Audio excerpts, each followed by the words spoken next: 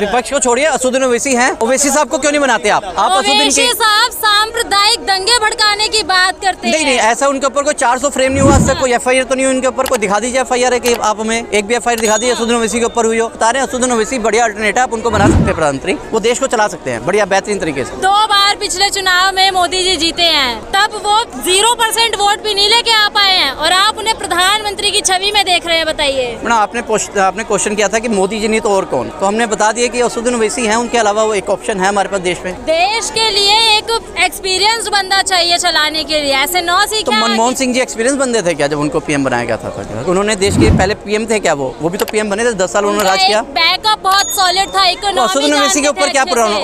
उनके साथ क्या प्रॉब्लम है बताइए? उनके अंदर क्या बैकअप नहीं है? मदरसे में बैठने वाला, मदरसे में बैठने का क्या देश चला सकता है? मदरसे में बैठने वाला क्या MP नहीं बन सकता या PM नहीं बन सकता या क्या इस देश को नहीं चला सकता? ये कहाँ लिखा है? प्रधानमंत्री की छवि के लिए सांप्रदायिक व्यक्ति चाहिए या फिर जो तो फिर पब्लिक ने उनको MP क्यों बनाया? फिर मेंबर ऑफ पार्लियामेंट क्यों बनाया? तो मुस्लिम बहुलों ने उनको MP सेलेक्ट किया। तो मुस्लिम बहुल उनको PM भी बना देंगे, तो मुस्लिमों के द्वारा चलेगा देश। जब आप कहते हो कि हिंदू धर्म की बात करते हो, सनातन धर्म निरपेक्ष है हमारा देश। जब आप भाई साहब ने अभी बोला कि सनातनियों ने उनको PM बना दिया, तो मुसलमान उनको PM बना देंगे, इसमें इशू क्या है? इसमें झगड़े वाली बात क्या है? जिसकी वोटिंग पावर ज्यादा होगी वो PM बन जाएगा। मदरसे का वोट नहीं है, देश का वोट है, धर्म निरपेक्ष वोट है। मैडम, आप अगर बात करते हो PM की, निष्पक्ष PM की, अगर आप उसमें हिंदू वर्ड नहीं लेके आते हो तो हम PM मोदी जी को देखना चाहेंगे, लेकिन आप कहते हो कि हिंदू PM। अगर आप हिंदू करेंगे ओवैसी को, ये बताइए। भाई साहब ने बोला ना कि सनातनी हिंदू जो है वोट डालते हैं PM जी को और वो PM बनते हैं, तो हम कह रहे हैं मुस्लिम भी तो 22% है, वो भी वोट डाल के PM बना सकते हैं असदुद्दीन ओवैसी को, इसमें इशू क्या है? तो मुस्लिमों को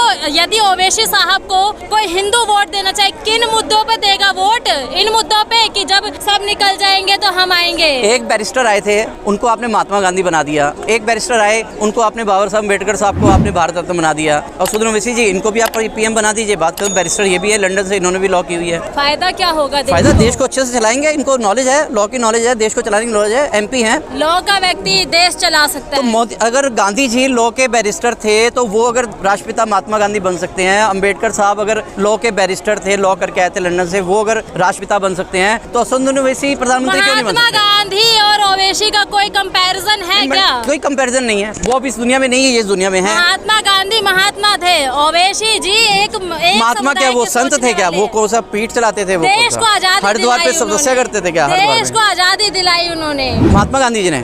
सिखों ने आजादी नहीं दिलवाई, और सांसद के अंदर उनको सबसे अच्छा सांसद का उनको इनाम मिला हुआ है, उनको सम्मानित किया गया संसद के अंदर। सांसद तो बृजभूषण भी अच्छे घोषित किए गए थे। मैडम, उनके ऊपर अभी चार्ज फ्रेम नहीं हुआ ना, अभी तो उनको FIR हुई है, अभी तो चार्ज होगा, अभी कोर्ट डिसीजन लेगी, उसके बाद हम लोग कहेंगे। हम किसी के बारे में ऐसे नहीं कह सकते, जब तक कोर्ट बैठी है, हाई कोर्ट बैठी है, सुप्रीम कोर्ट बैठी है, जब वो कहेगी कि हाँ ये मुजरिम है तो हम मानेंगे। 24 के लिए आपका किस प्रकार रुख है? मैं तो असदुद्दीन ओवैसी जी को वोट दूंगा कि असदुद्दीन ओवैसी को प्रधानमंत्री बनाया जाए। सबसे बेहतरीन जो है वही लीडर है इस टाइम देश के अंदर, जो बेबाक बात करता है और जो लोगों की बात रखता है। नहीं, वो ना शामिल करें, लेकिन उनके अंदर है 22% की पॉपुलेशन है, 22% जो अपना PM बना सकती है। मुस्लिम पॉपुलेशन है 22% देश के अंदर, वो चाहे तो बना सकते हैं।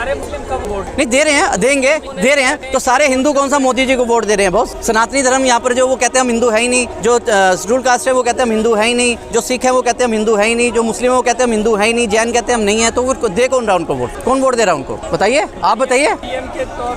आप PM के तौर पे नहीं, पहले जो है ना, पहले MP को वोट दी जाती है, PM के तौर पे नहीं दी जाती है। पहले एरिया के अंदर मेंबर ऑफ पार्लियामेंट को चुना जाता है। लोग कहते हैं तो भड़काते हैं। सर, वो भड़काते नहीं है, वो अपनी बात रखते हैं, बेबाक अपनी बात रखते हैं। अगर भड़काते हैं तो उनके ऊपर चार्ज फ्रेम करो ना, आप FIR करो, उनके ऊपर डाल दो उनको जेल के अंदर।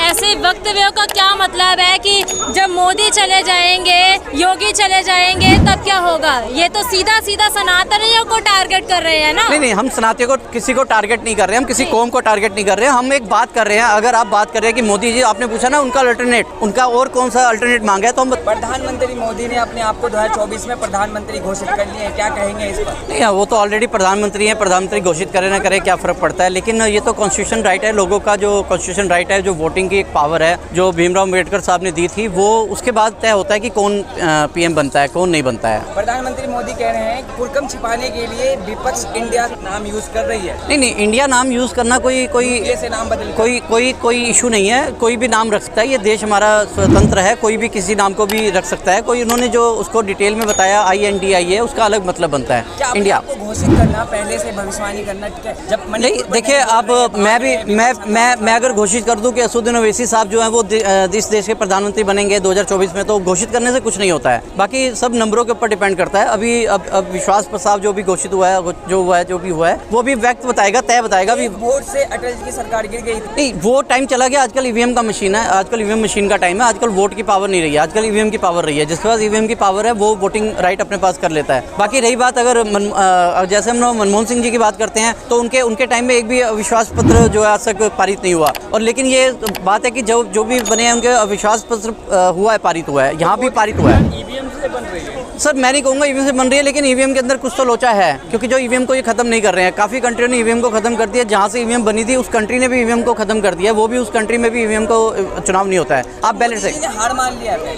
नहीं, हार नहीं बोलेंगे, लेकिन हाँ, अब ये स्वतंत्र है, हमारा भारत है, यहाँ पे स्वतंत्रता है सबको अपनी अभिलाषा प्रकट करने की, अपनी सोच रखने की। अगर वो प्रधानमंत्री बनना चाहते हैं तो अभी भी समय है। कुछ ऐसी नीतियाँ लाएं जो लोगों के काम की हों, जो लोगों के काम आए। क्योंकि अभी तक जो नीतियाँ आई थी वो नोटबंदी या फिर जो भी था GST, ये जो भी नीतियाँ थी आम आदमी के काम की नहीं थी। प्रधानमंत्री मोदी जी ने देश की इकोनॉमी ट्रिलियंस में कर दी है।